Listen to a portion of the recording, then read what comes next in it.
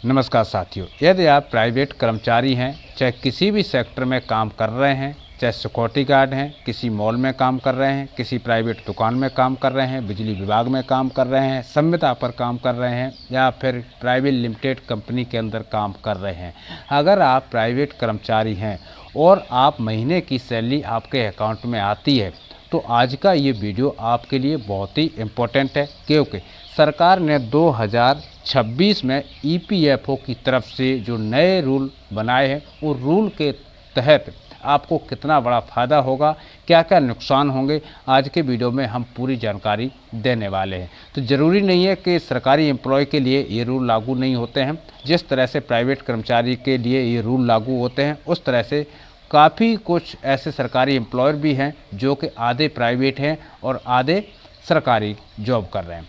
तो ये वीडियो सभी के लिए उतना ही इम्पोर्टेंट है जितना कि एक प्राइवेट कर्मचारी के लिए ये वीडियो इम्पोर्टेंट है। इस वीडियो के तहत हम ईपीएफओ के नए नियमों के बारे में बताने वाले हैं और फ़ायदे और नुकसान के बारे में बताने वाले हैं।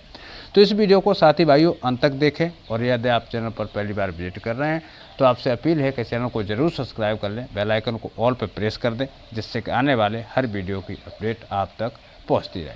दोस्तों, जैसे कि आप सभी को मालूम है कि ईपीएफओ ने 2026 में कुछ नई गाइडलाइंस जारी किया है और एक तरफ ईपीएस 95 पेंशन जैसी स्कीम को लेकर के जंतर मंतर पर पेंशनर्स बैठे हुए हैं। उनकी मांगे हैं कि जो ईपीएस 95 पेंशन है उसमें बढ़ोतरी की जाए। अब बढ़ोतरी कितनी की जाए, वो भी 7,500 रुपये तक की बढ़ोतरी किया जाए, यानी वर्तमान में 1,000 रुपये मिलता है और अभी जो पेंशनर्स हैं उनकी मांग ये है कि 7,500 रुपये तक पेंशनर को पेंशन मिलना चाहिए। अब जो प्राइवेट कर्मचारी आज के समय सर्विस कर रहे हैं या 1-2 साल हुई है या 10 साल हो चुकी है, उन सभी के लिए सबसे बड़ी अपडेट ये है कि आप किसी भी संस्था के अंदर अगर आप ईपीएफओ धारक हैं, अकाउंट धारक हैं, आप अपनी सैलरी से 12% फंड डिपॉजिट कर रहे हैं अपने सैलरी से, तो आपको ये जंतर मंतर पर बैठने की ज़रूरत नहीं है। आने वाले समय में सरकार आपको 2100 रुपये पर महीना पेंशन देगी। अब ये महंगाई के हिसाब से उस वक्त कितनी होगी ये कहना मुश्किल है, लेकिन अभी की जो बड़ी खबर है, ये सिर्फ जो सैलरी 15,000 रुपये ले रहे हैं, यानी जिसकी मिनिमम सैलरी प्राइवेट सेक्टर में 15,000 रुपये महीना है, उसकी 10 साल सर्विस होने के बाद और 60 साल एज होने के बाद उसको 2100 रुपये से मतलब पेंशन के रूप में दिए जाएंगे। अगर सरकार 2026 में 3.0 लेकर के आई है, यानी एक नई अपडेट देखने के लिए मिला है ईपीएफओ में 3.0 या कुछ लोग उसको 3.0 भी बोल देते हैं, तो उसके तहत एम्प्लॉय को क्या है, अभी जो मिनिमम सैलरी 15,000 रुपये उसको बढ़ा करके 25,000 रुपये कर दी गई है। तो ये हम जो अपडेट बता रहे हैं 15,000 रुपये वाले कर्मचारी की बता रहे हैं, जिसको 25,000 रुपये सैलरी मिलेगी, वो सैलरी के हिसाब से उसकी पेंशन में भी वृद्धि की जाएगी। जिसकी मिनिमम सैलरी 25,000 रुपये होगी उसको 2,800 रुपये प्रति महीना पेंशन मिलेगी जब उसकी उम्र 60 साल हो जाएगी और 10 साल सर्विस वो उस संस्था के अंदर कर लेगा। उसके बाद में उसको जमा पूंजी के ऊपर 2,100 रुपये सैलरी मिलेगी। साथी भाइयों, अभी जो ईपीएफ में अपना फंड डिपॉजिट करते हैं 12% डिपॉजिट करते हैं, 12% में से 3.5% हमारा पेंशन डिपार्टमेंट को जाता है और बचा हुआ पैसा हमारे फंड में चला जाता है। जब ये बचा हुआ पैसा हमारे फंड में जाता है, लेकिन हमको जो रेट ऑफ इंटरेस्ट है जमा पूंजी पर मिलता है, जैसे कि जमा पूंजी आज के समय कितनी है, यानी 12% जब हम डिपॉजिट करते हैं तो जमा पूंजी हमारी 12% हो गई।